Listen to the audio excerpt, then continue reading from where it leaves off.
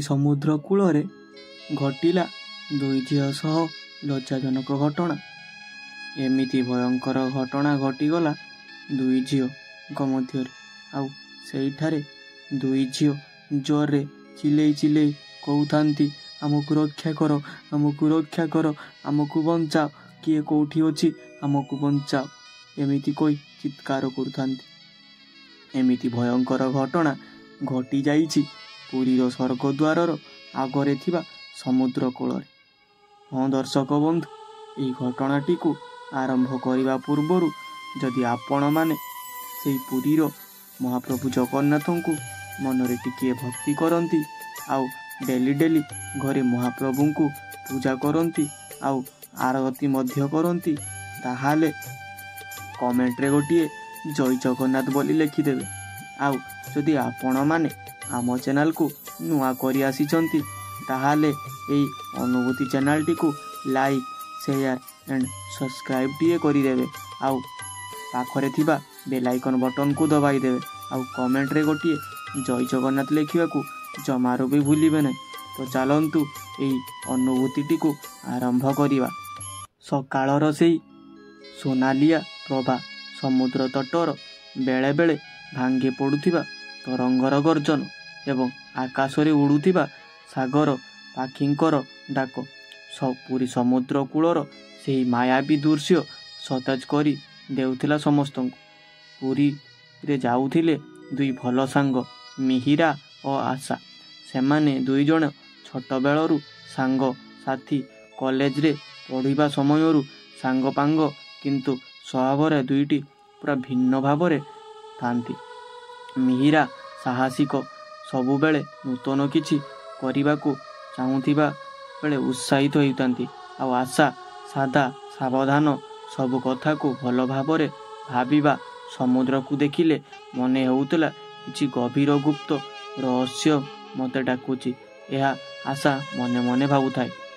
ସେହିଦିନ ସେମାନେ ପୁରୀ ସମୁଦ୍ର କୂଳରେ ଘେରୁଥିବା ବେଳେ ହଠାତ୍ ସମୁଦ୍ରରୁ ଏକ ଅଜଣା ଆଲୋକରେ ମାଳିନା ତରଙ୍ଗ ଉଠିଲା। ଆଶା, ଦେଖ, ତରଙ୍ଗଟା ମଧ୍ୟରେ କିଛି ଚମକୁଛି।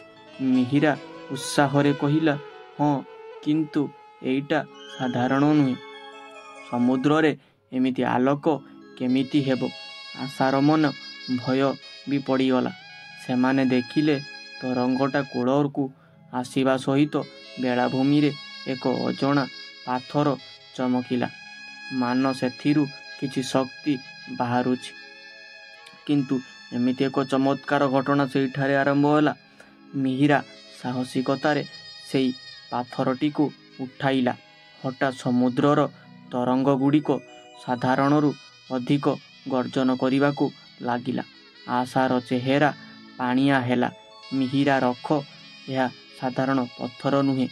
କିନ୍ତୁ ମିହିରାର ହାତରେ ପାଥରଟି ଧରିବା ସହିତ ସେମାନଙ୍କ ଚାରିପାଖରେ ଆଲୋକର ଏକ ବଳୟ ସୃଷ୍ଟି ହେଲା। ସେହି ବଳୟରୁ ଏକ ସୁନ୍ଦରୀ ମହିଳା ପ୍ରକଟ ହେଲେ। ତାଙ୍କ ଗାଏ ସମୁଦ୍ରର ପାଣିର ଝଲକ, ଚୁଲରେ ଶଙ୍ଖ ଓ ପାଳୁର ମାଳା, ଚେହେରାର ଅଦ୍ଭୁତ ଶାନ୍ତି ଦେଖାଗଲା। ତୁମ୍ଭେମାନେ ଦୁଇଜଣ ଏହି ପାଥରର ଅଧିକାରୀ, ମହିଳା କହିଲେ। ମିହିରା ଓ ଆଶା ସେଇଠାରେ ଚକିତ ହୋଇଗଲେ ଏପରି କଥା ଶୁଣି। କିଏ ଆପଣ? ଆଶା ପଚାରିଲା। ମୁଁ ସମୁଦ୍ର ଦେବୀ ମାୟାବତୀ। ଏହି ପାଥରଟି ସମୁଦ୍ରର ରହସ୍ୟ। ଯେଉଁମାନେ ଏହାକୁ ଧରିବ, ସେମାନେ ସମୁଦ୍ର ସହିତ ସମ୍ବାଦ କରିପାରିବ। ଏମିତି ଏକ ଅଦ୍ଭୁତ ଶକ୍ତି ସେହି ମିହିରା ଆଶା ସହିତ ସେଇଠାରେ ଘଟିଗଲା, ଯାହା ଶୁଣିଲେ ଆପଣମାନଙ୍କର ଲୋମମୂଳ ସବୁ ଟାଙ୍କୁରି ଉଠିବ, ଆଉ ଆପଣମାନେ ଫୁଲ୍ ଆଶ୍ଚର୍ଯ୍ୟ ହୋଇଯିବେ। ସେହିଦିନଠାରୁ ମିହିରା ଓ ଆଶାର ଜୀବନ ପରିବର୍ତ୍ତିତ ହୋଇଗଲା। ମିହିରା ପାଥରକୁ ଛୁଇଁଲେ ସମୁଦ୍ରର ତରଙ୍ଗକୁ ନିୟନ୍ତ୍ରଣ କରିପାରୁଥିଲା। ଆଶା ପାଥରକୁ ଧରିଲେ ସମୁଦ୍ରର ଗୁପ୍ତ ସ୍ୱର ଶୁଣାଗଲା। ଗୋଟିଏ ସନ୍ଧ୍ୟାରେ ସମୁଦ୍ରରୁ ସେମାନେ ଶୁଣିଲେ, ସହରରେ ବଡ଼ ଝଡ଼ ଆସୁଛି, ଲୋକମାନଙ୍କୁ ସତର୍କ କରାଯାଉ। ଆଶାର ମନ ହେଲା, ଯଦି ଆମେ କାହାକୁ କହିବା ସେମାନେ ବିଶ୍ୱାସ କରିବେ କି ନାହିଁ। କିନ୍ତୁ ମିହିରା ନିଷ୍ପତ୍ତି ନେଲା, ଆମେ ଗୋଟିଏ ପରୀକ୍ଷା କରି ଚେଷ୍ଟା କରିବାକୁ ପଡ଼ିବ। ସେଇଠାରେ ସେମାନେ ପରୀକ୍ଷା ଆରମ୍ଭ କରିଦେଲେ। ସେମାନେ ପୁରୀ ସହରରେ ଲୋକମାନଙ୍କୁ ସଚେତନ କରିଲେ, କିନ୍ତୁ କେହି ବିଶ୍ୱାସ କଲେନି। ଦୁଇଟି ଝିଅ କହୁଛନ୍ତି ସମୁଦ୍ର ସେମାନଙ୍କୁ କହୁଛି ଏଇଟା କିଛି ମଜାକ ନୁହେଁ କି? ଲୋକମାନେ ହସିଲେ। କିନ୍ତୁ ସେହି ରାତିରେ ସମୁଦ୍ରରେ ବଡ଼ ଝଡ଼ ଆସିଲା। ମିହିରା ପଥରକୁ ନିୟନ୍ତ୍ରଣ କରି ତରଙ୍ଗଗୁଡ଼ିକୁ ସହର ଦିଗକୁ ଅଟକାଇ ଦେଲା। ଆଶା ସମୁଦ୍ରର ସ୍ୱରକୁ ଶୁଣି କେଉଁଠୁ ଲୋକମାନେ ଫସିଛନ୍ତି ସେଥିରେ ସହାୟତା କରିଲା। ଏହିପରି ଭାବରେ ଦୁଇ ଝିଅ ସହରକୁ ବଚାଇଲେ। ସତ୍ୟପ୍ରକାଶ ସେହି ଘଟଣା ଘଟିଲା। ପରବର୍ତ୍ତୀ ଦିନ ସହରରେ ସବୁବେଳେ ସେମାନଙ୍କୁ ନାୟିକା ବୋଲି ସମ୍ମାନ କଲେ। କିନ୍ତୁ ମିହିରା ଓ ଆଶା ଜାଣିଥିଲେ ଏହା ଆମର ନୁହେଁ, ଏହା ସମୁଦ୍ରର ଦିଆ ସନ୍ଦେଶ।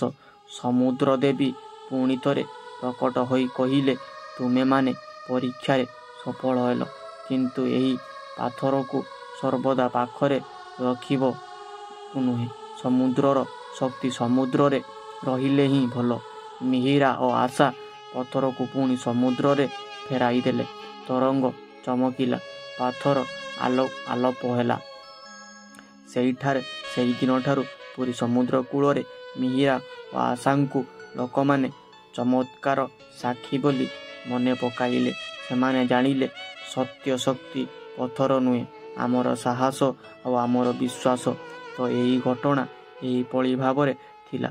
କିନ୍ତୁ ଯଦି ଶ୍ରୀ ଜଗତର ନାଥ ଜଗନ୍ନାଥ ସେମାନଙ୍କ ଉପରେ ମଥାପାତି ଶପଥ ନ କରି ଏପରି ଘଟଣା ଘଟାଇ ନଥାନ୍ତେ, ତାହେଲେ ହୁଏତ ପୁରୀ ସମୁଦ୍ର କୂଳରେ ମିହିରା ଓ ଆଶାଙ୍କ ସହିତ ସେହି ପଥର ବହୁତ ବଡ଼ ଚମତ୍କାର ଘଟାଇ ଦେଇଥାନ୍ତା। ଆଉ ସେଇଠାରେ ସେଇ ମିହିରା ଓ ଆଶାଙ୍କର ଲଜ୍ଜାଜନକ ଘଟଣା ସେଇ ଦୁଇ ଝିଅ ସହିତ ସେଇ ସମୁଦ୍ର କୂଳରେ ଘଟି ଯାଇଥାନ୍ତା। ଆଉ ସେଇ ଘଟଣା ଏତେ ଭୟଙ୍କର ହୋଇଥାନ୍ତା ଯାହା ଆପଣମାନଙ୍କୁ ଥରାହର କରିଦେଇଥାନ୍ତା। ଆଉ ସେଇ ଥରାହର ଭିତରେ ସେଇଠାର ଲୋକମାନେ ଏମିତି ଘଟଣା ଶୁଣି ବହୁତ ବେଲଜ୍ଜା ଓ ଲଜ୍ଜିତ ହୋଇଯାଇଥାନ୍ତେ, ଆଉ ଯାହା ଆପଣମାନଙ୍କୁ ପୁରା ସ୍ଥଗିତ କରିଦେଇଥାନ୍ତା। ହଁ ଦର୍ଶକ ବନ୍ଧୁ, ସେଇ ଜଗତର ନାଥ ଜଗନ୍ନାଥ ଥିଲେ ବୋଲି ସେମାନଙ୍କୁ ସେଇ ଏତେ ବଡ଼ ମୁକ୍ତିରୁ ଉଦ୍ଧାର କଲେ ଆଉ ରକ୍ଷା କଲେ। ହଁ ଦର୍ଶକ ବନ୍ଧୁ, ତ ଜଗତର ନାଥ ଜଗନ୍ନାଥଙ୍କୁ ଯେଉଁମାନେ ମନରେ ଟିକିଏ ଭକ୍ତି କରିଥାନ୍ତି ଆଉ ମନେ ମନେ ସର୍ବଦା ଭଲ ପାଇଥାନ୍ତି, ତାହେଲେ କମେଣ୍ଟରେ ଗୋଟିଏ ଜୟ ଜଗନ୍ନାଥଟିଏ ଲେଖିଦିଅନ୍ତୁ। ଆଉ ନୂଆ କରି ଚ୍ୟାନେଲକୁ ଆସିଥିଲେ ଚ୍ୟାନେଲକୁ ଲାଇକ୍, ସେୟାର, ସବସ୍କ୍ରାଇବଟିଏ କରିଦିଅନ୍ତୁ। ଆଉ ଆମର ଏହି ଅନୁଭୂତିଟି ଆପଣମାନଙ୍କୁ କେମିତି ଲାଗିଲା? ଯଦି ଭଲ ଲାଗିଥାଏ ତାହେଲେ ଆଉ ଏମିତି ଅନୁଭୂତିକୁ ଦେଖିବା ପାଇଁ ହେଲେ ଆମ ଚ୍ୟାନେଲକୁ ଲାଇକ୍, ସେୟାର ଆଣ୍ଡ ସବସ୍କ୍ରାଇବଟିଏ କରିଦିଅନ୍ତୁ। ଜୟ ଜଗନ୍ନାଥ। ଏଇଠାରେ କାହାଣୀଟିକୁ ଶେଷ କରୁଛୁ।